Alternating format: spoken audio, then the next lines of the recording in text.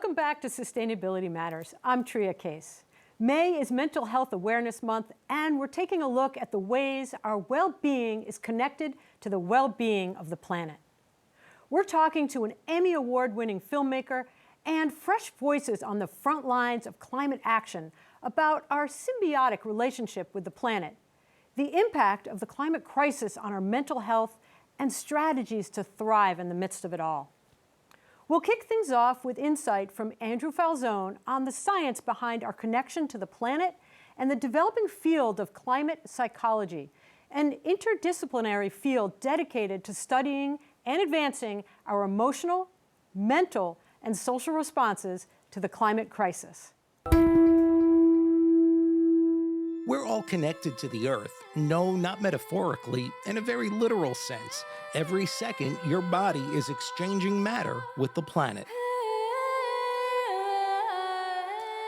Take a single breath. The oxygen you inhale was produced by plants, and most people know that. What you might not know is that about half the world's oxygen comes from microscopic ocean organisms called phytoplankton. When you breathe out carbon dioxide, you're returning the favor as plants and plankton mix your exhaled CO2 with sunlight to fire up photosynthesis, the process of making glucose, which is the molecule that plants feed on. That connection goes even deeper into your chemistry. The human body is made primarily from just a handful of elements. About 96% is made up of carbon, hydrogen, nitrogen, and oxygen. Those same elements are also found throughout the Earth's systems, forming the basic building blocks of life. When you add in phosphorus and sulfur, you get SHNOPS, an acronym scientists use for the elements that are the fundamental building blocks of life. Beyond what we take into our bodies, we also depend on the planet in less visible ways. Natural systems help regulate the world around us. Forests help clean our water by filtering out pollutants as they flow through soil and plant roots. And bees help produce our food by pollinating plants, allowing crops to grow. Scientists refer to these benefits as ecosystem services, processes that are essential to human health and survival. But many of the systems we depend on are now changing as the Earth heats up, largely due to human activities like burning fossil fuels. Those changes are already affecting human health, driving more frequent and intense heat-related illnesses, increasing the rates of asthma and the spread of infectious diseases like Lyme disease and West Nile virus. Heat waves, floods, and wildfires are also becoming more frequent and more severe, placing growing strain on communities and infrastructure. For many people, these changes have a psychological impact. Surveys show increasing levels of concern, stress, and uncertainty about the future of the planet. In fact, a Yale University study says 64% of Americans say they're at least somewhat worried about global warming.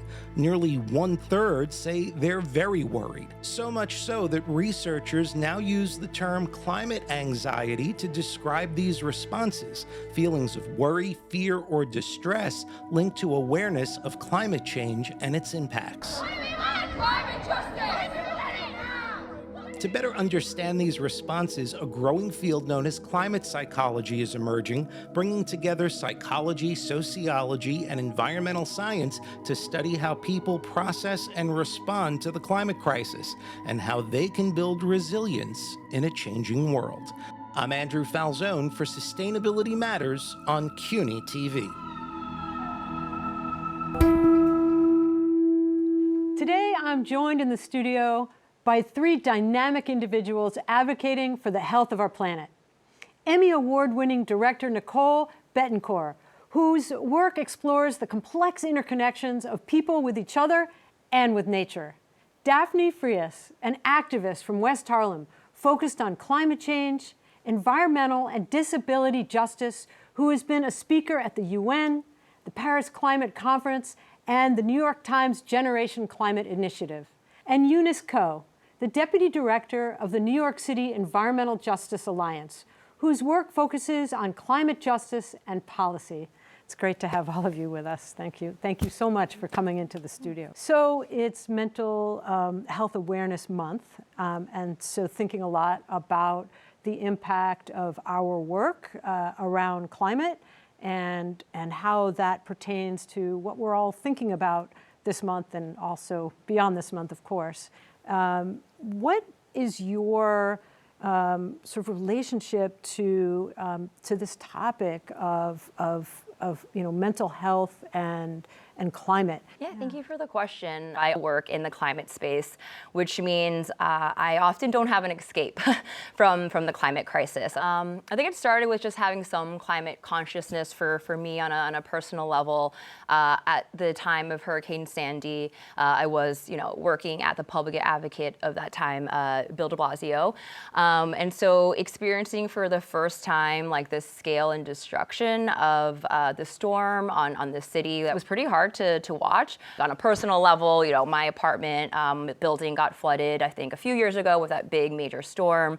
So yeah, just seeing it materialize in our day-to-day lives, even today living in the city, just no escape. So that can just create a lot of anxieties and just like heavy feelings, just like inside of me, and difficulty in like displacing those feelings at times. I mean, the fact that you just said how freaked out, how scared, and you say it in a very controlled way, but I know what that means. We understand how upsetting and terrifying it can be when it has to do with your own personal survival, much less like the existential survival of your city or country, the planet, and human life on the planet, I should say. The first thing that I would say is that I'm trying to be gentle with myself about how upsetting it is. Right. Right. Yeah, and we're not listening to everything around us. We might be hearing each other, but we're maybe not hearing what nature is telling us. Yeah, absolutely. Exactly. But it's not something that we have space for in our culture, and I think that's something that has to change. Yeah, yeah. I really just resonate with what you said, Nicole, about it being like right there under the surface, kind of like a simmering pot always. And I used to feel very weird about having those feelings so close to my heart, where I'd constantly be asking my friends, do you not feel this way also? And so many of my friends would be like, no, I'm just watching Netflix. And I'm just like, how are you watching Netflix when California is burning and the Philippines are flooding and we're chopping down the trees in the Amazon? It's just like, doesn't that physically ache your being? And growing up in West Harlem, I was surrounded by all of this climate polluting infrastructure. We have the water treatment plant in Riverbeck State Park, and going on the highway as a kid, you smell the waste from the treatment plant. And it always became this sort of like funny notion, oh, I know I'm home when I smell that smell. But then I started growing up and thinking about, wait, what are the layers of that? And why is that something that I associate with my home?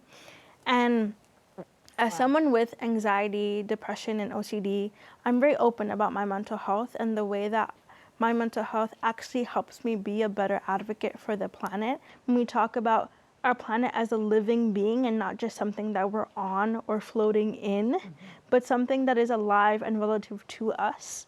And something that I talk about a lot is, how does the planet feel today, right? And I think when I first brought up this notion, my friends were like, girl, what are you talking about? And I was just like, no, sit by a tree. Listen, yeah. And just close your eyes for a second, listen to the wind rustle the leaves, listen to the waves of the ocean, of the Hudson River, of the East River, etc. And you can start to feel the energy and notice that you're not the only one living in this system that we call planet Earth. Right. And I think it's learning that connection has really helped me, but I also realized that my culture, I think, set me up to really understand my relationship with nature.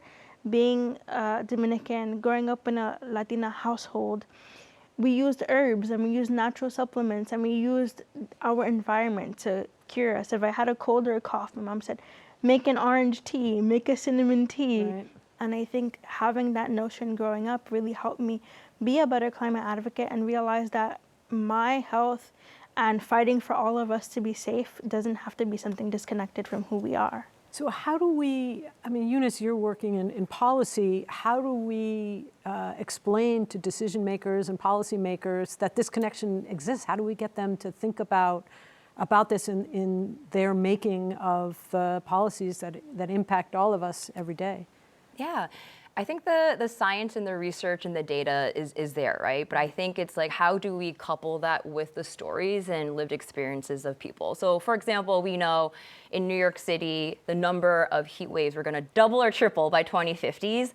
And we know that currently about 500 New Yorkers die every summer because of heat waves. What that actually means is for an elderly person living in the top floor of their apartment, life or death because they can't afford to turn their air conditioner on. It means that people, as Daphne mentioned, who live by polluting infrastructure, waste transfer stations, that create asthma, that gets worse because of, let's say, a heat wave that makes the ozone worse. We know 2.5 million people live in the 100-year floodplain in New York City that are going to be exposed and vulnerable to storms and the impacts of storms and flooding. It means during a flood, when there's a power outage, certain communities not being able to keep their life-saving medication cold. Right. Means there will be certain people that it will impact First, first and worse and unequally. So people who are already living at their margins, who don't have the resources to like pay for their groceries, pay for their rent, pay for the utility bills, to then add a flood or a disaster that will create mold in their home, for example. The inability, the financial resources not to be able to then repair your home and get rid of that mold that then will affect your health. So we have like the science and the data, and we know how it impacts people, and there are real impacts. I think what we need to do a better job is connecting those human impacts. So we can tell these stories in a clearer way. I believe we, hopefully policymakers, will do the things that we need to do. Yeah, yeah. So you developed a film called The Unfixing as a medium to try to talk about your story. Can you tell us a little bit more about the film? It's a feature personal essay film. It's sort of a poem looking at our bodies as part of the earth through the lens of chronic illness on a chronically ill plant and what it means to be a mother. And these layers of motherhood, like Mother Earth, my mother, myself, and my children. And it's a nuanced story that has 60 years of archival footage of my family, these cinema verite scenes, and then also these scenes that I created that are sort of imaginary or mystical. All that's woven together in this thread of illness and healing and climate change and balance with nature. Those two things are sort of integrated in the film. What made you decide to sort of go with that avenue and then to sort of follow that with community engagement? Well, we all have a different role to play, right? Yeah. And for me, it became very personal. I got very sick, and no one knew what was wrong with me, and we were talking about this earlier. A lot of people have experienced this, and it sent me into this place of like half asleep, half awake kind of despair. And I started to see myself as part of what was happening to the planet. Like I was part of this web of life, and it was hurting. And it was kind of a spiritual awakening, I guess. It makes me think about, the social versus medical model of disability and how the medical model of disability places the blame of disability on the person, and that your body is wrong in some sort of way or has sort of an ailment that makes it abnormal, where the social model of disability helps us understand that it's the systemic structures that actually enable and create disability. And I think that was a really healing moment for me when I learned these definitions. I grew up in an environment raised by my mom who had a very positive outlook on disability. But then when I was thrust into the world in pre-K and kindergarten, I realized the world doesn't share that same positive outlook on disability. But I don't have to fix my disability to be successful. I don't have to ambulate the way that everyone else ambulates in order to be happy in the world. And I think it's the same for our planet. The way that our planet used to function is not going to be the way that our planet functions in the future when we create a climate positive future.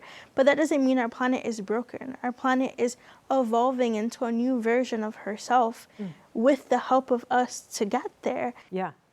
I would love to hear some examples of successes that you've seen in terms of engaging people to be connected with climate, but also helping to maybe ease the climate anxiety that you've seen with the folks that you're working with?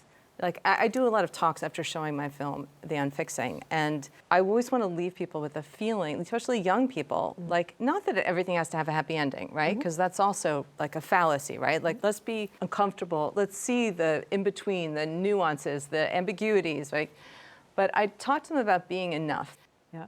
To Nicole's point about this being enough, a lot of times people internalize the climate crisis as a personal failure of their own lived experience, or I'm not doing enough. That failure is not your fault. The failure is the system around you's fault. Yeah. Yeah, for us at the New York City Environmental Justice Alliance, our alliance is made up of a lot of different community-based organizations that are in the most environmentally burdened neighborhoods in New York City. And what I've seen work well is helping the youth connect like what the issues in their own neighborhood are and they're outside their own home, outside their own school, to some of these bigger dynamics and like impacts of climate change. So for example, we did a heat workshop at the Point with their youth and other community members, and it's explaining what is an urban heat island effect and why is your neighborhood compared to a whiter, wealthier neighborhood in the Upper West Side, for example, not as hot, for example. Oh, it's because of all of like the asphalt in this area. It's because there's less green space, there's less tree canopy, and all those reasons are intentional, you know, redlining and all the things that we know. So it's part of like helping them understand how it's manifesting in their own neighborhood, and then also making them see like they're also part of the solution. What are ways that you can engage your legislators, engage your grandma or your mom in seeing these problems and connecting them to the issues? And so that's one example. And we really, I think, like to translate that into policy, translate that into action. And we have the tools, as you mentioned earlier today. We know what we need to do. We have the action, we know the things, but we're just not doing it. And that's the part that gives me anxiety. It's not the uncertainty, it's like we have the things and we know what we need to do. It's the inaction, sort of like putting those pieces together. We know what we have to do and we know how people feel. Now, what's that missing link to connect them together? Because that gap is where the anxiety lives. One thing I often tell young people is that our politicians work for us. And reminding ourselves that we're living in this sort of subversive hierarchy where we think we have to plead to our politicians when in reality they have no job if we don't vote for them. And a lot of my work is pushing those boundaries. It's not enough to just have the bare minimum. We have to push and want and desire for more. And especially in relation to young people, it's about remembering that our voices are so important. No one can tell your story like you can tell your story. And in that understanding, it's about knowing that the language that you speak, the communities you come from, the culture that you're a part of, doesn't have to change in order to be valuable and valid in the climate movement. And that's why a lot of my work is based on mutual aid networks and showing each other and communities that keeping each other safe doesn't have to come from a top-down approach of getting, you know, assistance from a higher, you know, government entity. It can come from the community. We can keep each other safe. We can keep each other protected and give each other the resources and needs that we deserve and desire in order to be safe. So if you could each sort of give information or advice to you know, folks out there who are feeling overwhelmed by the immensity of the issue of climate, what would you say? But for me, how I like to stay mentally healthy is just focusing on creation and what we can create in the face of destruction and what we can build. Like when this all, falls apart, what is that new community of care? What are those like new models that we want to build up, that we want to see, that don't emphasize profit over people, that emphasize people and people living in harmony with themselves, in balance with nature. That's what I would say, is focusing on finding your role in that. So this is a challenging thing, just one bit of advice or something. So in the film, Adrienne Brown speaks, and she talks about this idea in systems theory, which is emergence. And this idea she describes as when you look at murmurations of starlings, you know, when you see those little black birds and they swim, they almost look like a school of fish, and in the sky, it's astounding to look at. Each one of those birds is just paying attention to the relationship with the birds around it. And then they find themselves flocking, and that is emergence. So if we all just were in right relationship with what is around us, then the shift will happen. And I think that in terms of sort of creating solutions for climate anxiety, it's about remembering that we have to center joy. A lot of the climate communication that's happening right now is centered on doomism and grief and despair. And while those are very real emotions, there's also the flip side of that. And there's so much joy. People ask me all the time, why do I keep doing this work? It's because it genuinely makes me happy. I love protecting the people on the planet and protecting our planet itself. What gives you hope? What gives me hope is that our stories are going to carry the legacies that keep us moving forward. And that those legacies are what is going to create the solutions to end the climate crisis. And I know that we're going to create a better world together. Absolutely. Nicole, what gives you hope? What she said. No. Yeah, I know. Hope's an interesting word. You know, I feel like it's in a way for me like more faith, and not in a higher power, but in something that's unseen. That I believe in, that in the uncertainty that we're facing, which can be so terrifying, in that sort of darkness, in that blurriness, is this incredible possibility. And I've seen this happen in real life, where what you pay attention to grows. And so I find there's this incredible power in every individual to shift the paradigm. Yeah, I think what gives me hope is just the power of change, and I think our ability as humans to adapt and change. And I think if we can take on the climate crisis head on, I find, we have the capacity in ourselves to change for the better, and change this planet for the better, and our relationship with the planet for the better. And so that's what gives me hope is, the power of change in ourselves, and that we create, outside of ourselves. Absolutely. What gives you hope? That's a good question. I often, well, my kids, seeing what my kids are doing gives me hope, but also I often take the time to look back. You know, it's so we often are pushing forward, getting to the next task, making sure that we meet that target that we've set or that somebody has set. But to stop and look back and see how far we've come always gives me hope, because I can see all the change that we've made by putting the hard work perspective. in. Know that we can do it. And it's sometimes we forget to do that. Yeah. I want to thank the three of you for coming into the studio today. It has been an incredible pleasure to talk with each of you and to hear your stories. And it's certainly helped me to think about what I'm doing with a little bit of a less feeling of heaviness, and to have some hope about where we're going, and to think differently about what we're doing every day. So thank you for what you're doing. Thank you for the stories you're telling, and for the work you're doing. Thank you. Thank you for bringing us together. It was great.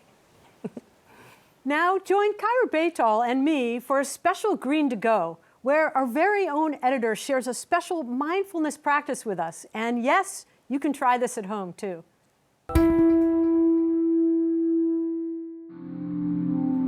Welcome. This is our sacred circle. Thank you. I'm so excited that you're here today with me to do this practice. Thank you for sharing it with us. We are doing this in the context of climate anxiety, right? And we have to really understand that climate anxiety is not the problem, but a signal. It's kind of like an alarm to say, like, we have to pay attention to something that is really wrong, right? But then the mind alone cannot really solve, you know? So we really have to use other sources, which is our body, right? So then kind of like going from the mind, where we're like tinkering into the body. So down, we're going to start by communicating with our body. So kind of like stretch your legs. As we move, we continue to move until little by little we arrive to our head. And when we arrive to our head, we tell our brain, thank you very much, brain, for everything that you're doing for us. But for this practice, we're going to grab you with all our love and let you rest. Right now, we listen and just pay attention to what's happening outside. Let your attention settle. And be curious. The next time that you breathe in, you bring your attention inward and let out the sound, expressing, step into it.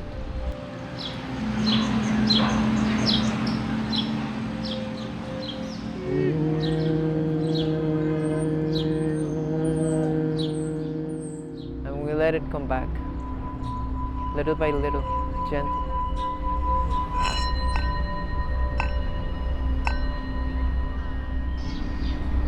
Thank you. Thank you so much. Climate change is not going to go away, but what changes is the way we relate to it, you know, the way we have a presence, the way we approach, you know, climate change, and just understand that we have solutions, you know, rather than doom, okay?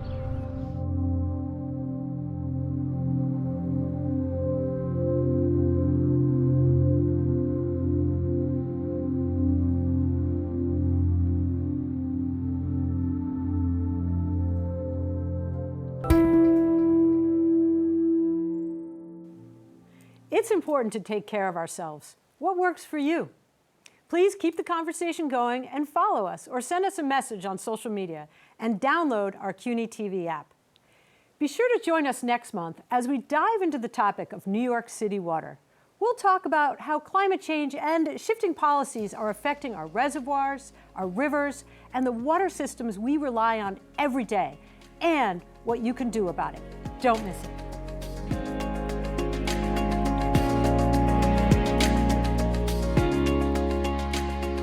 The more you think about making it a useful thing or a productive thing, the less you actually get out of it. And when you surrender to just feeling what you will feel, then it means more and it feels more authentic. Also, I don't know if you noticed it, but the birds got a lot louder as we got quieter. And then as we started to make our voices heard, they joined right in.